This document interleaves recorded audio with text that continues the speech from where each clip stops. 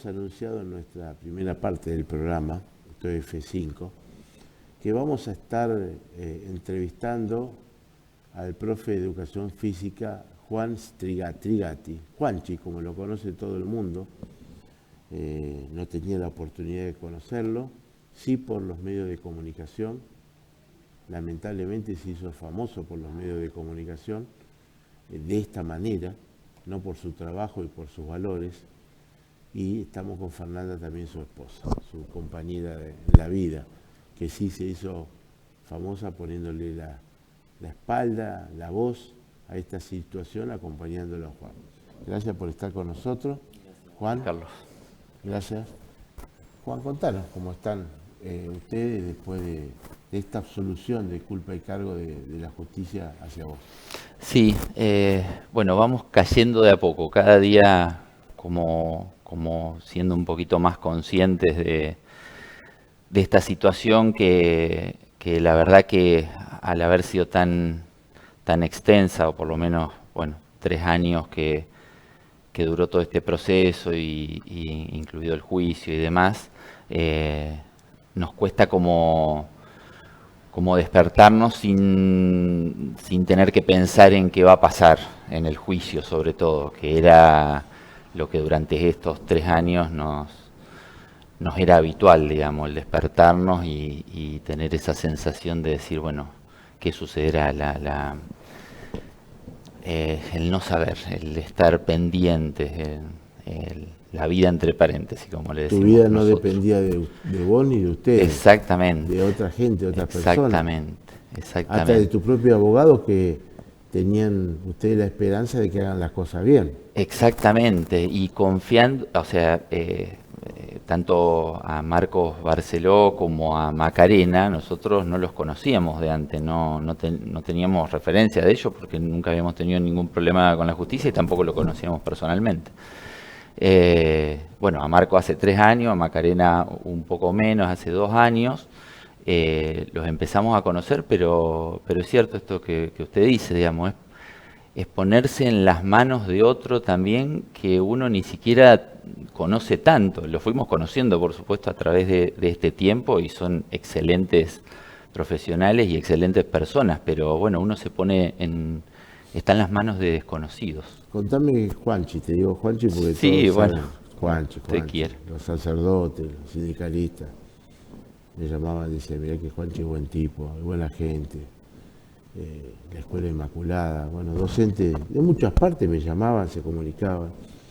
¿En qué año entraste vos a trabajar en la Ceferino Lamancura? En Ceferino ingresé en el 2013, o sea que llevaba 8 años trabajando en el jardín. Yo había ido a hacer algunos reemplazos, pocos, allí, y me llamaron porque, bueno, la profe que estaba en ese momento como profe de Educación Física, María Rosa, estaba con serios problemas de salud. Entonces comenzó una licencia de larga duración que, bueno, después al poco tiempo titularicé, pero ya desde abril del 2013 fui profesor hasta el 2021. Una relación muy personal, los profes de Educación Física, con los chicos, no solamente con los docentes, con tus colegas, sino con los nenes y las nenas. Sí. Lo que más queremos es el profe de Educación Física. Bueno, nos suelen... Y el recreo. El recreo y el profe de Educación Física. Nos suelen hacer bromas los maestros y los profes del aula porque, bueno, obviamente las clases de Educación Física, donde lo que reina es el jugar, son por ahí las clases más esperadas. Entonces siempre hay memes o chistes o cargadas con respecto a eso, decir, bueno, nosotros no nos esperan y a ustedes, digamos, los esperan como un momento ansiado. ¿Cómo te enteraste, Juanchi, del momento que te hicieron la denuncia de abuso de 5 chicas, nenas de 4 o 5 años? En realidad esto comenzó con una denuncia, sí. Después sumaron 2 más y después al poco tiempo 2 más. Yo me entero porque ese día, jueves 7 de octubre, me llama la directora a la mañana, ella no estaba en ese momento en Santa Fe, para decir, como a las 8:30, 9 de la mañana, para decirme que había padres frente al jardín y que supuestamente había una denuncia de abuso hacia mí. La verdad que me dejó helado. Justo en ese momento estábamos con Fernanda y con mi hijo más grande. eh, Ponemos los medios de comunicación y vemos que estaban filmando frente al jardín, que había un grupo de padres o de familiares, que estaba mi rostro con distintas caracterizaciones y denominaciones relacionadas con el tema del abuso. Y bueno, nos quedamos atónitos, por supuesto, no podíamos creerlo, esto que estaba pasando, pensábamos que había sido un malentendido que se iba a solucionar en breve, digamos. Yo me quedé a la espera, le pregunté a la directora, me dice, mira, ya te van a llamar del jardín. Como nadie me llamaba, me comuniqué con el gremio. Y así fue que, bueno, fui a hablar con Pedro Bayugar, en SADOP, sí. Que bueno, Pedro pudo ver parte del juicio, sobre todo la última parte que se dio a conocer, con la importancia que esto tiene, no por la defensa de un docente en particular, sino por la defensa de que los procesos se den de una manera ordenada. Pero volviendo al tema de ese día, cuando hablo con él, me dice, mirá, seguramente va a haber, te van a hacer un sumario en el ministerio para investigar, pero buscate un abogado penal, dice, porque esto va a tener, si es así, tiene repercusiones penales, lo cual nosotros con Fernanda ni yo no entendíamos nada porque jamás habíamos tenido ningún problema con la justicia. Así que así fue que, como otros compañeros y amigos y familiares habían visto también en las redes, en los medios, lo que estaba pasando, nos empezaron a mandar teléfonos de abogados que nosotros no teníamos. Y bueno, ahí uno de mis compañeros me mandó el teléfono de Marcos Barceló, lo llamé a él, como podría haber llamado a cualquiera de los otros que en ese momento nos habían pasado sus contactos. Y ahí nos fuimos a presentar, me dice Marcos, bueno, vamos a encontrarnos en la comisaría de la mujer para ver si fehacientemente había una denuncia. Y allí nos presentamos y a partir de ahí quedé detenido, ese mismo día al mediodía. Y a partir de ese momento, ¿cómo fue tu relación con los fiscales, los que actuaban en esa causa? ¿Hablaban con vos, con los abogados? No, yo... Eran muy duros. Sí, jamás tuve contacto con los fiscales, no los conocía ni siquiera de nombre, ni siquiera no sabía ni quiénes eran hasta ese momento. Bueno, Marcos como abogado penalista sí los conocía, sabía quiénes eran, pero empezamos a relacionarnos de alguna manera, por decirlo así, en las audiencias, no tenía ninguna referencia. ¿Quedaste relegado en la escuela, en el jardín, o seguiste yendo a dar clases? No, yo ese mismo día quedé detenido y quedé detenido por 8 meses. O sea, desde el 7 de octubre hasta del 7 de octubre del 2021 hasta el 6 de junio del 2022. Y ahí entra la jefa. Y la jefa sí, se puso todo al hombro. La verdad que se puso... Increíble. Esperaba eso increíble no. O sea, para mí no, pero bueno, la fortaleza. Te emociona, fíjate que hablamos de todo y cuando te mencioné, recordé lo de la jefa, Fernanda, te emocionás mucho. Sí, me emociono por dos cosas, Carlos. Primero o sea, es una emoción mezclada con dolor, porque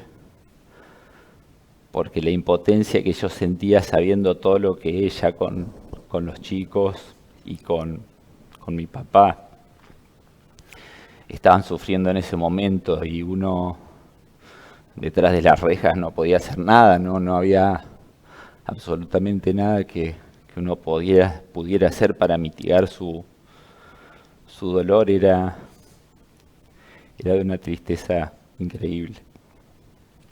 Y bueno, y me emociona porque porque bueno, Fernanda, lamentablemente en estas condiciones, lamentablemente en estas situaciones, se tuvo que dar a conocer al resto de la sociedad, como es en casa, como ha sido siempre conmigo, como es con sus hijos, con sus amigos, con sus compañeros de trabajo.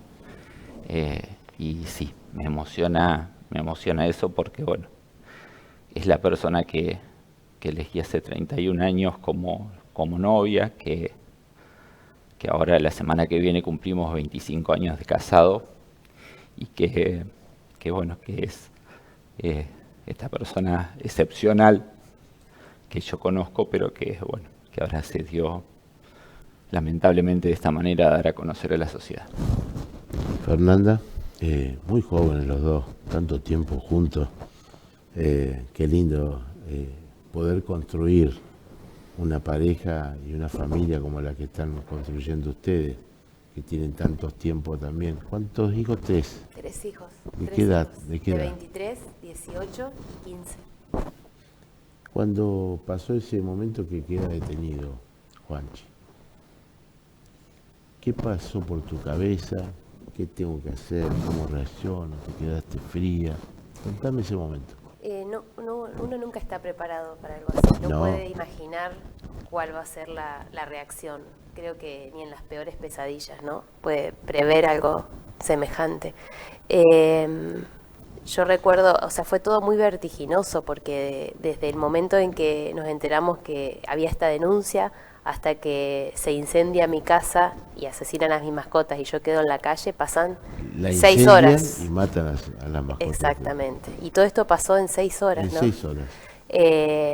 Con lo cual, yo siempre tengo el recuerdo de que cuando yo entré a mi casa, a las 9 de la noche de ese 7 de octubre, a ver qué había pasado cuando ya era seguro entrar, porque ya no estaban las personas que habían vandalizado, yo recuerdo haber mirado mi casa y yo sinceramente sentí que hubiera prendido fuego a todo lo que quedaba, que ya eso no me importaba porque mi marido estaba preso. ¿Qué podría ser peor, no? Y esa casa había sido vulnerada, nuestra intimidad, nuestra seguridad, nuestros proyectos, todos los recuerdos, ¿no? Mis hijos perdieron todo lo que constituía su historia. Ellos nacieron en esa casa, la construimos nosotros y fue el primer hogar en el que vivimos cuando nos casamos. Nunca iba a volver a ser el mismo lugar que nosotros habíamos construido y con el que habíamos soñado. Y pensar en tener que recuperar lo que quedaba de eso, ¿no? Yo recuerdo que había hollín hasta en el último rincón de la casa, hasta en el último placar. Además, como habían usado combustible, eso se impregnaba en todo. Entonces, todo lo que ahí estaba no servía más. Y tener que pensar que a eso había que hacer algo con eso, ¿no? Por eso yo siempre recuerdo la sensación. Estaba sola con tu hijo. Y estaba sola con mis hijos, tomando decisiones, pero a la vez también con miles de manos tendidas al lado mío, que eso fue increíble, ¿no? Desde el primer día, yo recuerdo que el primer día que fui a limpiar mi casa, creo que fue, ya me cuesta ver todo lo que pasó en esos días, creo que fue el domingo, después de la audiencia imputativa que había sido el sábado, que tuve que ir a ver qué hacíamos con eso, que se recuperaba, no podíamos dejar la casa sola porque también era un riesgo. Se acercaron a mi casa más de 30 personas a colaborar, ¿no? Entonces, a la vez de que uno estaba desbordado, que no sabía dónde estaba parado, que no sabía por dónde empezar porque había que enfrentar una acusación y construir una defensa y pensar cómo se defiende uno de esto, ¿no? Y a la vez no tener hogar, a la vez mis hijos, a la vez no tener el tiempo para contener a mis hijos, porque ellos estaban atravesando un momento muy traumático y yo tenía que estar dividida entre 1000 situaciones diferentes, ¿no? Pero en ese camino hubo miles de personas que nos acompañaron, que contuvieron a mis hijos, que lo recibieron en su casa, que se ocuparon de recolectar ropa, útiles, para que ellos recuperaran algo de lo que habían perdido. Entonces, yo siento que si bien lo que nos pasó es inimaginable y nadie está preparado, no puedo dejar de reconocer todo el cariño y la contención de tantas personas que nos sostuvieron y que nos ayudaron desde lo material, desde la presencia y el cuerpo, hasta lo económico, porque nos quedamos sin nada y había que afrontar gastos de abogados, de peritos, había que pensar dónde vivir, había que recuperar las mínimas cosas que uno necesita en una casa.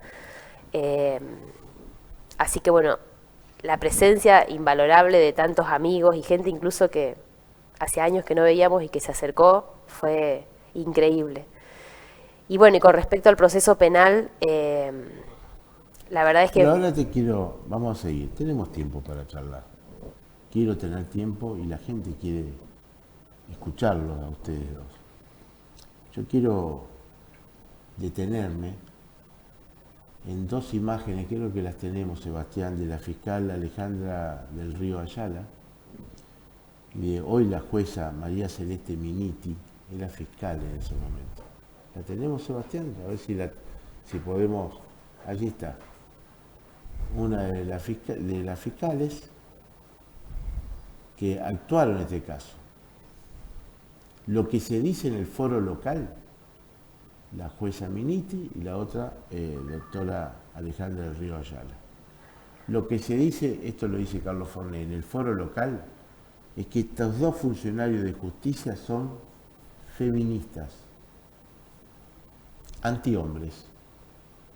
Feministas, antihombres. En la justicia no se puede ser anti-alguien. No puede haber prejuicios, preconceptos. La gente en la justicia, en la que actúan en el Poder Judicial, fiscales y jueces, deben tener formación, capacitación y en base al derecho acusar o defender a una persona. Nunca porque el otro es hombre o porque es mujer ir a incendiarlo en la Plaza Mayor. Esto es lo que hicieron estas dos fiscales. Atacaron salvajemente, sin una investigación seria, a esta persona, a este docente, a Juan Trigatti. Como lo hacen con muchos, Estamos hablando de estas dos fiscales y juezas, pero hay muchos jueces y fiscales en la provincia de Santa Fe que actúan en base a las presiones de los medios de comunicación, en base a lo que hacen algunas personas, grupos de personas. No hay una personalidad, creo que hay que trabajar psicológicamente con la cabeza de los jueces y los fiscales, el Poder Judicial lo debería hacer, para ver si realmente hay jueces y fiscales del MPA que están en condiciones de seguir trabajando allí. Digo yo, ¿se van a ser responsables de todo lo que pasaron estas personas, esta familia en 3 años? Pero hay tantos otros casos también. Es muy fácil, ganar un sueldo, trabajar tranquilo, porque después el viernes a la tarde, a la 1 de la tarde ya no están más, hasta el lunes, no trabajan más.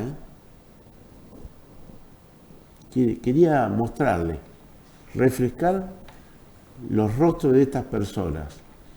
Dos fiscales, una fiscal que sigue siéndolo y la jueza Miniti. Vuelvo acá al estudio, esto fue de Carlos Fornés. Fernanda, ¿le preguntaste cuando lo viste a Juanchi qué hiciste? No hacía falta. No hacía falta. No hacía falta. Nosotros tenemos, como dijiste, una vida juntos, no hacía falta esa pregunta.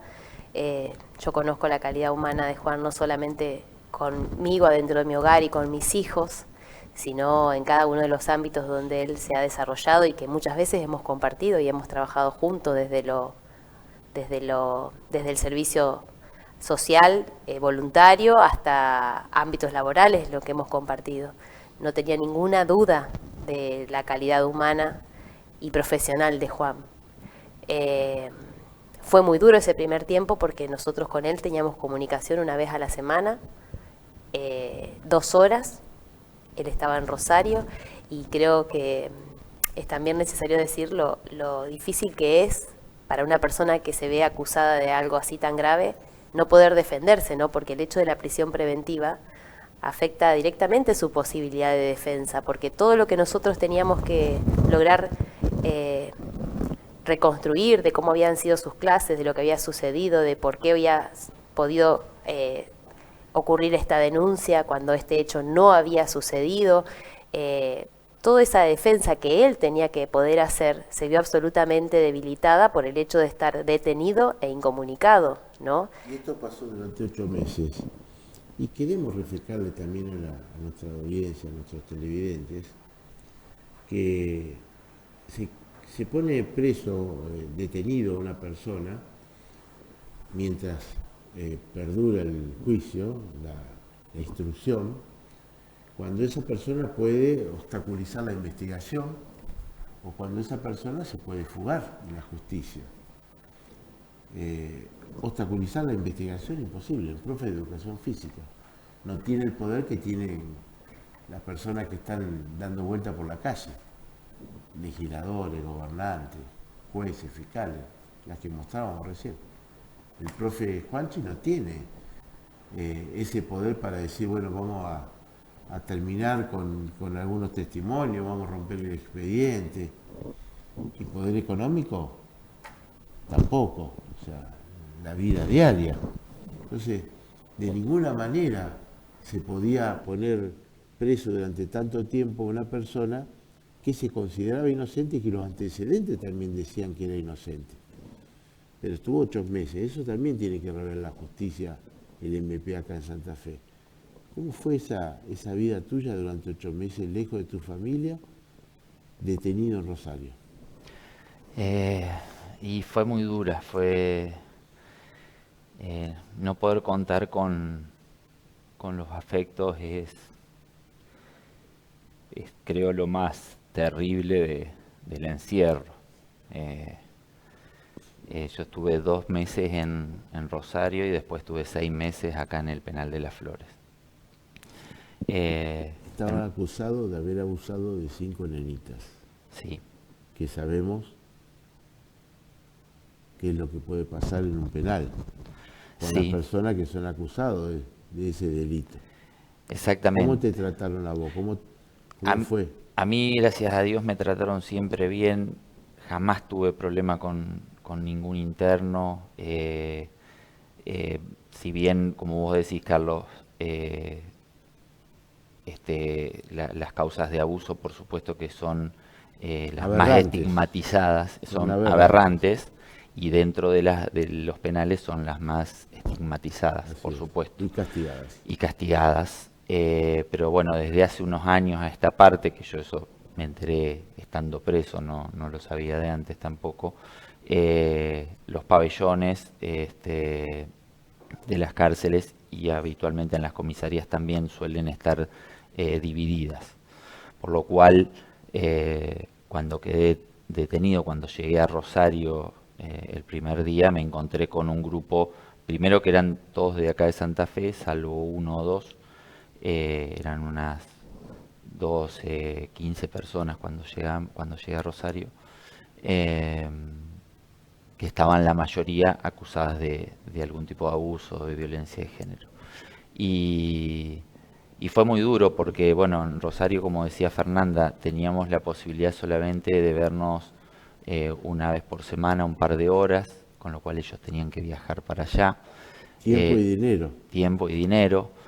Sí, gracias a ver, nosotros somos una familia de clase media que habíamos podido ahorrar parte de lo que fuimos ganando durante estos, yo 26 años que llevaba en el 2021 y Fernanda un par de años menos, pero que fuimos ganando con nuestro trabajo, lo pudimos ahorrar, y creo que eso, junto con miles de colaboraciones de amigos, de conocidos, de compañeros que organizaban rifas, que organizaban, bueno, de todo para ayudarnos, nos pudo sostener y colaborar en nuestra defensa, que nosotros tenemos esa posibilidad, pero hay muchos, te diría la mayoría, bueno, vos lo sabes perfectamente y sabés que el 95% de la población carcelaria está por debajo de la línea de pobreza, con lo cual la posibilidad de defenderse, y si encima los procesos no son llevados por la Fiscalía de una manera auténtica, tratando de buscar la verdad, tratando de hacer justicia, pero sin tratar de obstaculizar las defensas, es terrible. Sin terrible. eso sea la causa tampoco. ¿Cómo? Sin eso sea la causa también. Exactamente. Porque los fiscales tienen que acusar. Exactamente. O sea, eso es lo que nosotros nos costó, y hasta el día de hoy nos cuesta entender y pensarlo de esta manera, porque por supuesto que los fiscales son los encargados de acusar, pero se supone que van a acusar para buscar la verdad, no para buscar un culpable, no para tener una foja más dentro de su currículum para poder demostrar y decir, bueno, yo he puesto tanta gente presa. Eso no puede ser, o sea, no se puede medir el trabajo de un fiscal por la cantidad de personas que pone presas. Se debería medir por la cantidad de verdades que puede sacar a la luz. Y nosotros nos dimos cuenta en este proceso que realmente había pocas intenciones de saber la verdad, porque si no, nos hubiesen obstaculizado. Por poner un ejemplo, el secuestro de las cámaras del jardín, que hubiesen echado luz tal vez durante los primeros 7 o 9 días que filmaban las cámaras, de si algo había sucedido, si algún nene se había golpeado o no. Y esto no solo que no secuestraron ellos las cámaras, sino que tuvimos que pedir nosotros en reiteradas oportunidades, que se nos negó, y recién al año se pudo hacer el secuestro de los discos rígidos, con la Fiscalía informando que ellos no podían analizarlos a los discos rígidos. ¿Por qué no? Porque no tenían la capacidad técnica. Los terminó analizando pura y exclusivamente un perito de parte nuestro. Un año después, por supuesto, no se encontraron ningún tipo de filmaciones de esa época. Sí se ve claramente cómo las cámaras filmaban, y con el informe de ellos... ¿Las imágenes se veían? Se veían imágenes de un año, digamos, no se veían las del 2021. Se vieron las imágenes del 26 de octubre del 2022 hasta no había archivo de esa fecha. No había, ya se iban pisando y se iban sobregrabando, pero a lo que me refiero es que... Si hubiesen actuado rápidamente como correspondía, a los pocos días la hubiesen tenido. Exactamente. Por eso hablamos también de gente idónea. Cuando pedimos o piden gobernantes que se vayan integrantes de la Corte Suprema, los jueces arriba de 75 años, que no puede suceder eso, porque el único condicionante que tienen para ser un juez o un fiscal es la idoneidad. Acá se vio claramente que no hay gente idónea. ¿Cómo puede ser que recién al año, y por los abogados defensores de Trigatti, recién ahí se pidió algo que ya estaba sobrepasado en el tiempo, porque estaba prácticamente tachado las imágenes? Esto es al momento, por eso siempre decimos también que ¿quién maneja el MPA? El MPA es manejado no por los fiscales, es por la policía. La policía maneja la instrucción, porque son más inteligentes que los fiscales, son más vivos, y a veces son manejados por los abogados penalistas, que son mucho más vivos todavía. Te iba a decir una cosa con respecto a esto.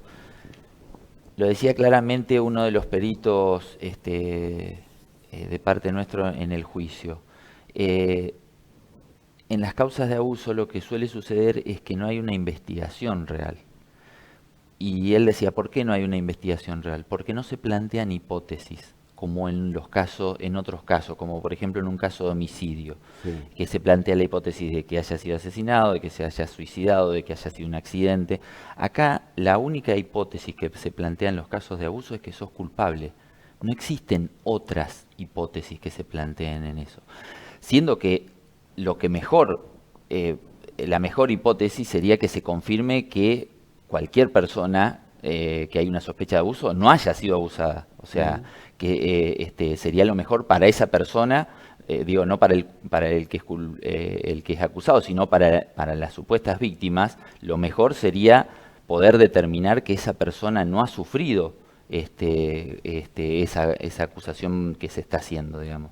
Y acá no, acá la única hipótesis que existe es una hipótesis que plantea la culpabilidad. No existe otra hipótesis para barajar y para ir desestimando en la medida de las pruebas que uno va encontrando en el proceso. Vamos a ver un informe que tenemos para ver lo que sucede a nivel nacional, porque no es de Santa Fe del MPA. El MPA lo venimos diciendo desde que se originó todo esto. Se hizo para otros fines. No hay gente operativa, no hay gente capaz, no hay gente idónea. Quiero pensar que hay algunos que son corruptos, hay muchos presos, fiscales que están presos, sospechados, sumariados. Esto se realizó a nivel nacional, un informe, vamos a verlo.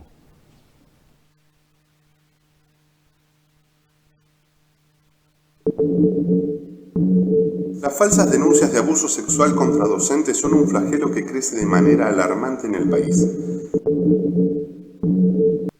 Las historias se replican caso tras caso con asombrosa similitud, con cientos de docentes privados de su libertad hasta que se dirime la situación en un juicio con las graves consecuencias económicas, sociales y familiares que ello implica. La mediatización, difusión y escrache inmediatos en redes sociales genera una condena anticipada que, sumada a la presión social, condiciona los procesos de investigación y las medidas judiciales. Se desata además una ola de violencia y hostigamiento contra los docentes involucrados, sus familias, hogares e instituciones escolares, con la inevitable estigmatización que este señalamiento implica y que ha empujado, en algunos casos, hasta el suicidio. Necesitamos una justicia que proteja a los niños sin vulnerar los derechos de los docentes, sin doblegarse ante la presión social, política o ideológica, o ante el accionar sesgado, muchas veces corrupto, de algunos operadores judiciales. Las falsas denuncias destruyen vidas, no podemos ser indiferentes. Los abusos existen, las falsas denuncias también. Con los chicos no, con los docentes tampoco.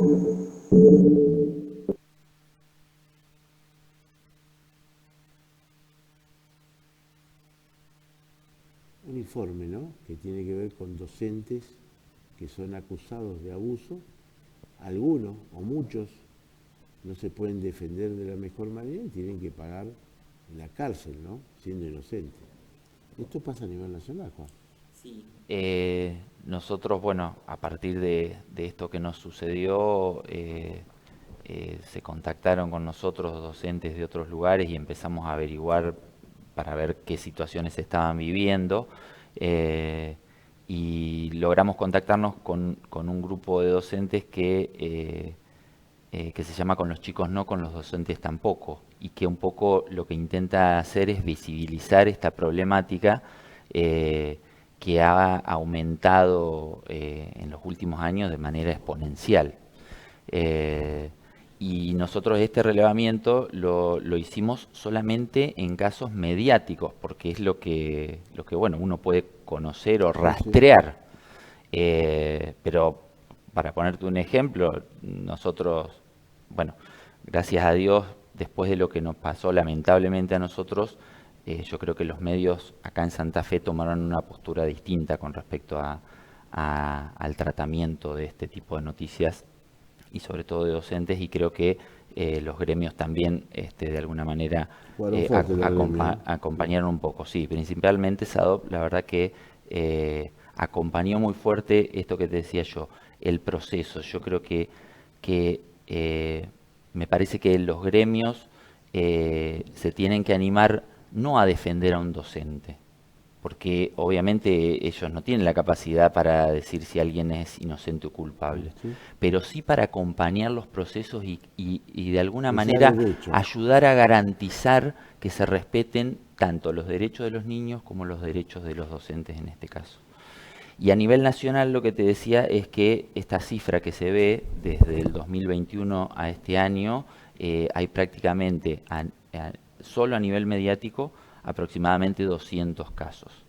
Pero, por ejemplo, nosotros sabemos porque nos han comunicado, nos han llegado, la han llamado a Fernanda para preguntarle, consultarle, de 2 o 3 casos que hubo este año en la ciudad y que no salieron en los medios, por lo cual son casos no contabilizados dentro de esto, y estamos hablando solamente 3 casos en la ciudad de Santa Fe. Repliquemos esto a nivel país y puede llegar a ser el doble o el triple de casos de los que este informe habla. Fernanda, 2 cositas. Cuando Juanchi estaba detenido en Rosario, después en Santa Fe, le pusiste mucho énfasis a la defensa mediática, que es lo que hay que hacer también, otra cosa, que después los carriles legales son los 2 abogados, ¿no? Pero, ¿qué hiciste más allá de los medios que no nos enteramos? Bueno, yo soy trabajadora social, licenciada en trabajo social, entonces mi profesión me da herramientas para poder desentrañar un poco cómo es que se producen estas denuncias. Entonces, yo desde el primer momento trabajé mucho sobre el expediente, investigué muchísimo cuál era la legislación y el contexto legal en la provincia de Santa Fe para el abordaje de estos casos. Comparé y analicé todas las intervenciones porque desde el primer momento lo que yo encontré en el expediente eran muchas intervenciones desordenadas y desarticuladas sobre los mismos niños, ¿no? De hecho, la primera niña tuvo, en el término de 36 horas, 5 intervenciones de organismos diferentes, 3 revisiones médicas. Y a mí lo que me llamaba poderosamente la atención era cómo nadie desde el Estado estaba observando el daño que se le estaba haciendo a estos niños en el propio proceso de investigación, independientemente de la acusación sobre Juan, ¿no? ¿Qué estaba pasando con estos niños dentro del proceso de investigación? Entonces, junto con los abogados y fundamentalmente Marcos, que ha sido sumamente generoso en permitirme intervenir, participar y además formarme en muchas cosas respecto al derecho penal que yo desconocía, fuimos reconstruyendo de alguna manera el cuadro en el contexto de que se había producido todo este proceso, ¿no? Y pudimos analizar y entender que por un lado se fue dando una psicosis, un pánico que se fue trasladando a otros papás y generando estas denuncias a partir de comentarios, de rumores a modo de teléfono descompuesto, pero a la vez también fuimos descubriendo y pudiendo armar el cuadro de cómo la intervención de parte de la investigación penal dirigida por la Fiscalía había ido desestimando pruebas esenciales y construyendo otras pruebas tendientes a abonar la hipótesis de la culpabilidad de Juan, ¿no? De hecho, desestimar por completo el abordaje del primer equipo que intervino en la primer niña, que brindaba una explicación muy clara y contundente sobre lo que estaba sucediendo, fue totalmente desestimado y la Fiscalía le da intervención al equipo de niñez municipal, donde trabajaba particularmente una abogada que tenía una estrecha relación con la fiscal, y esa abogada es la que dirige una serie de informes que son los que van construyendo la acusación sobre Juan. Bueno, y así un montón de irregularidades que fuimos descubriendo y sobre todo también descubriendo una legislación provincial.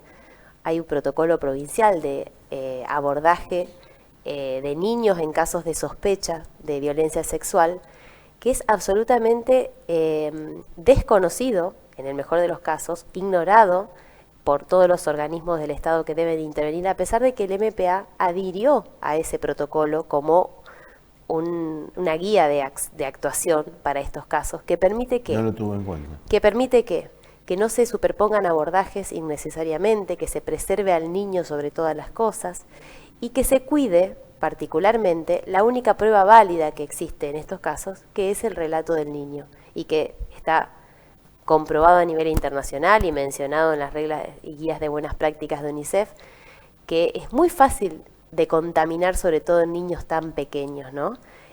Por lo cual se debe cuidar muchísimo de no someterlo a reiteradas intervenciones, entrevistas, que van de alguna manera cambiando ese relato original, ¿no? Bueno, todo esto que está enmarcado en una ley provincial, en un protocolo provincial, fue absolutamente desconocido e ignorado en todo este proceso, con las graves consecuencias que tiene para los niños, porque, como decía Juan, lo mejor que podría haber esperado una investigación seria en este caso es que esto sea un malentendido y que a los niños no les haya sucedido nada.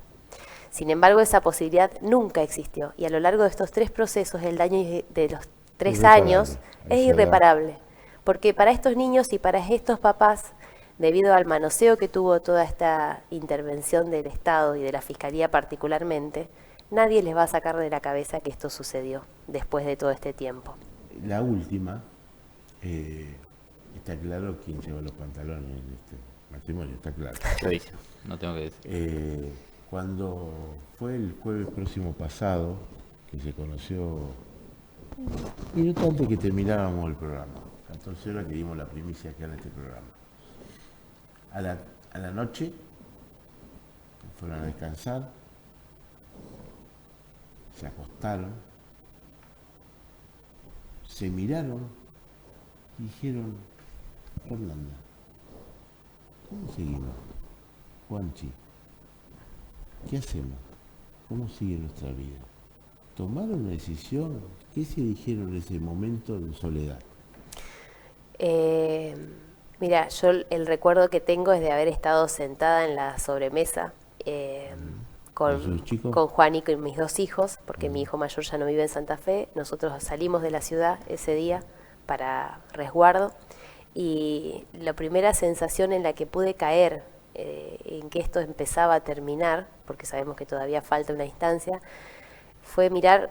Nosotros solemos tener una relación muy cordial con mis hijos y muy relajada y muy divertida, y los vi reírse en la sobremesa y hacer bromas, y por primera vez sentí que podía disfrutar de eso sin el miedo al porvenir, sin el miedo a que eso pueda desaparecer, que esa cotidianeidad, esa vida en familia que siempre disfrutamos y en la que somos y fuimos siempre muy felices, se pudiera terminar de una manera tan incomprensible.